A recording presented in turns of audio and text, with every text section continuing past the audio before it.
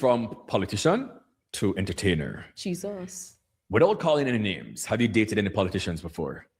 I don't know if people go by labels. I've dated men. That's for sure. In the career field of politics?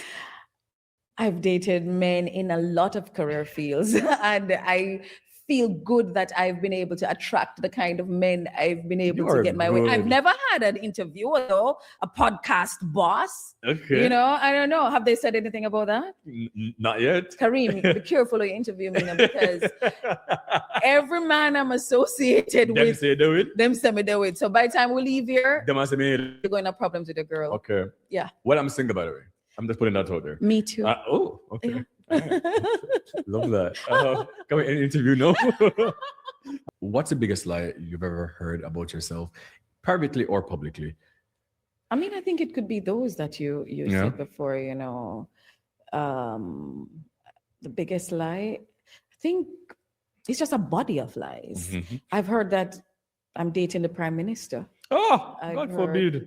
God forbid. God forbid. Jesus. I've heard, I mean, I think it's really more about my private life. Those are the biggest lies. And I think because I've kept it so private, people are just guessing. People are just going there and creating things. And when they talk, you'd think I told them about my secrets last night. Oh, yes, so. Mm-hmm. Oh, yes, so. Oh, no, I know that. Like when people don't know, like moments that you thought to yourself, you know, somebody feel like I'm going this at all? No. No.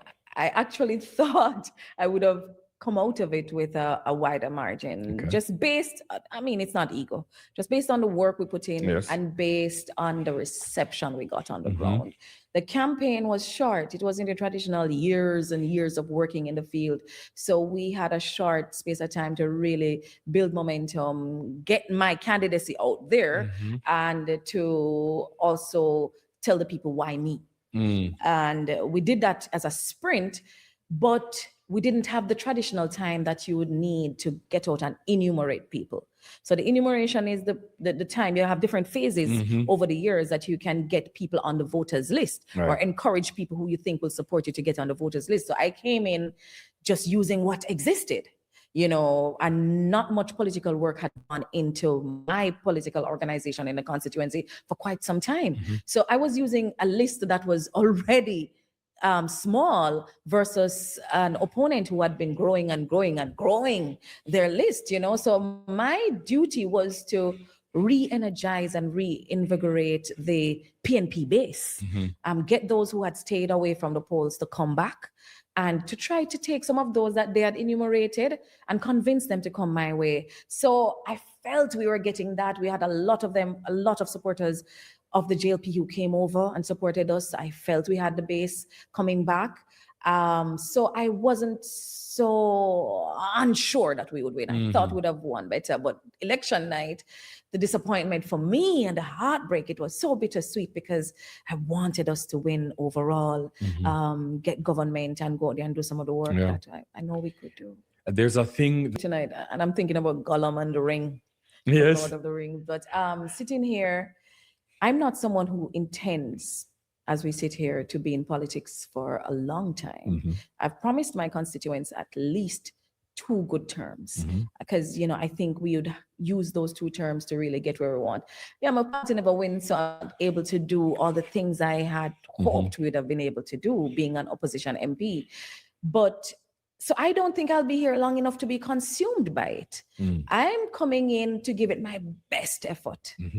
And when I feel my best effort is not good enough, or I'm not able to deliver it, I'm going home, because I know that there's a beach for me to lay down on somewhere. I know that maybe there are some children I need to have. Maybe there's a husband waiting for me. I still have a few good years left in me, and I want to do some things for me too. You know, so politics is not the end all for me. It is the means for me to get the kind of aid I want in the communities I grew up in. But the minute it starts to change me, to the point where I don't recognize myself, and my meter stick that my parents don't recognize me, then it's over for me. Overworked has been me. I mean, today, for example, I had 2 funerals. I had 2 community ironing, because we have this initiative where we're ironing school uniform in communities that don't have electricity. I had one in Garlands, I had one in Niagara, I had a funeral in Niagara, I had another funeral down the road. And then I had to drive like mad to get into Kingston for this interview. Yes, overworked. Of course. Yes, overworked. Underappreciated. Yes, underappreciated. But who isn't? Life is tough. It is. But I put on my big girl panties and I move on. As you should, Queen. I love that. In Parliament, you also championed the creative, economic, and gender affairs. Explain both first, and also tell us why these 2 specifically. Well, it's actually information and then culture and creative industries. Those are the 2 portfolios I hold, but they were actually given to me by the leader of the opposition, Mark Golding. So he saw something, I guess. He thought that I could represent the party's position on those 2 portfolios. Yes, information, I get that, because that is my training, communication, and so on. But culture and creative industries is new to me, and it's exciting. I am thinking about how we can truly package brand Jamaica, not just make it a buzzword.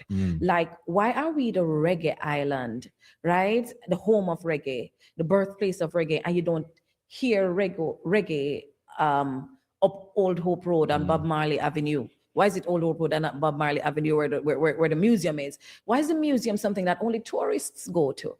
Shouldn't we be having live concerts on the street everywhere that you go? Shouldn't our hotels be having real Jamaican reggae performances at nights, and not, singing foreign songs to our Michael guests? Jackson, something, man, I'm tired. I'm tired of that. How do we say we have this potential in our culture, and we're not spending the time to package it? Why are our artists with such immense talent not being given the support by government to get them visa to go foreign, to make the money that they need to make and come back? Who is lobbying for them? As I said, in my practice as a communications consultant, I have always been in the background to build and to push people. I'm bringing that same kind of approach. You're not going to see me on every stage as your culture and creative industry representative. I'm not going to be there. It's not about me. It really is about how I can use my power, my voice, my capacity to build the product that really, really, really represents what Jamaica is about. Sam Sharp, from South St. James, from my constituency.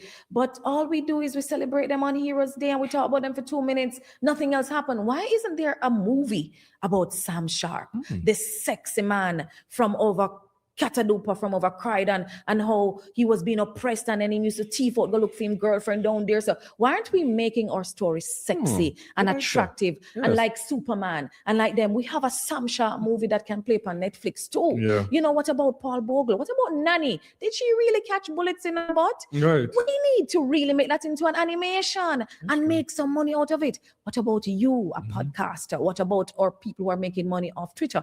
How do we protect their creative power? How do we ensure that they earn from it, not just today, but tomorrow? What kind of support are we giving them to ensure that they're not just one day wonders, and today they make a slang and everybody uses it, but they get no money from it? That's my job as the information and culture creative industry spokesperson, to ensure that brand Jamaica and every other brand that represents a sub-brand is properly marketed, properly protected, and the practitioners in it get their fair share. That's my job. What was the response at that time when you presented this? It was my first time speaking in Parliament, by the way. I watched it. And I wasn't even prepared, because we weren't told in Parliament that today this is what's going to happen, so you could go out and write something. So I really just spoke off the cuff, and the response was good. I thought I bombed. Oh, you were great. Yeah, that's what I heard. And I'm you were great. Honestly, me? Like, seriously? And so it kind of encouraged me. Yes. To tell me, like, stand up, little girl. I mean, you can do this. It, man. Try a little more and maybe it can work, because as me say over and over, if your heart is in the right place, and I come with this heart of love, it will shine through with whatever I do. So I'm going to do it somewhere. And I can't wait to see it. And just continue, to push this creative industry, because so many of us, we have some bright ideas and, how we want to be celebrated and supported. But, sometimes we just don't feel like we're being seen or heard. So, continue doing it. Yeah. I mean, if those who have the microphone aren't using it to promote you, they're promoting themselves, then you're going to have a problem. Factual. Have you ever regretted entering public life, because you loved it behind the scenes? Now that you're now in front of the camera, now that you've seen what this life has been, do you have any regrets about entering? Yeah. I think I operated before politics with this false sense of security that I could go anywhere, do anything. I used to jump carnival, and I miss it. But I can't do it again. I can't go there, put on carnival costume and still look dead straight in my constituent eyes. I wear gym clothes a lot in the daytime. I can't go to the supermarket in gym clothes and feel like I'm not being a Margaret Thatcher here. What's going on?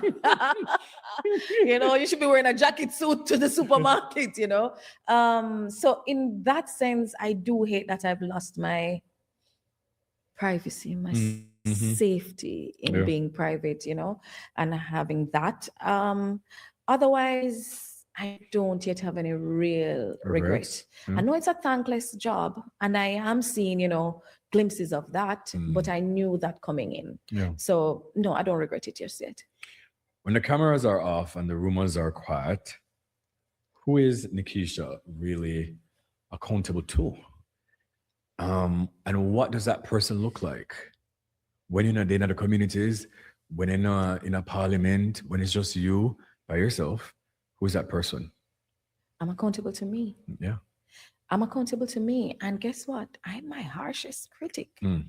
I really go hard at myself. I really go back over my day. What did you do? Who did you miss today? Who did you not acknowledge with the respect that was required? I don't need someone to really measure me.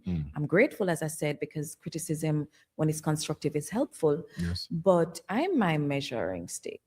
I have been given all the biblical training you want in life. I go to church Sunday night, Tuesday, Wednesday, Thursday, Friday night. We skip out Saturday and come back Sunday. I have all the biblical scriptures and principles to help to always bring me back if I'm going too far.